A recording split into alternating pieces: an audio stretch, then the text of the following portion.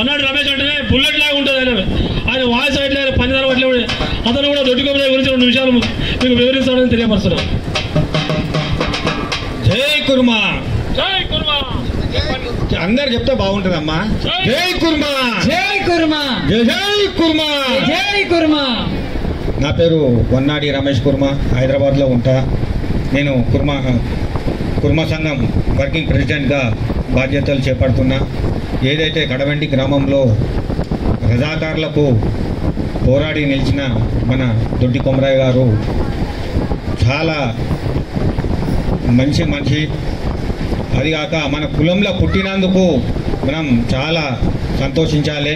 అసంటి మహానుభావుడు ఈ కుర్మలలో పుట్టిందంటే చాలా మనం గర్వించి మనం పూజించుకోవాలి. అసంటి వ్యక్తి ఈ కడవెండిలో పుట్టినట్టే కడవెండి గ్రామంలో చాలా అదృష్టం. పోరాటాలకు పెట్టిన పేరు మన కడవెండి గ్రామం. ఎక్కడ చూసినా మన కమ్యూనిస్టు కాలంతో ఉన్న అన్ని స్థూపాలే కనపడతాయి. ఇక్కడ ప్రతి బిడ్డ పోరాటాలకు నిదర్శనంగా నిలబడే వ్యక్తులు ఉన్నారు. ఇంత మంచి పోరాటాల గడ్డ పైన మన సేనాపతి గారు ఈ సినిమా తీయడం చాలా సంతోషం.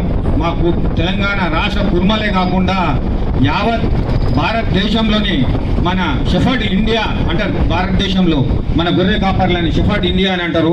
వాళ్ళందరూ చూసే విధంగా, ప్రపంచానికి చాటే విధంగా సేనాపతి గారు దొడ్డి కొమరయ్య గారి ఆశయాల మేరకు ఒక పిక్చర్ మనకు తీస్తుంది. మన కుర్మల కంటే దీనంత సంతోషకరం మన కుర్మలకు ఇంకొకటి లేదు.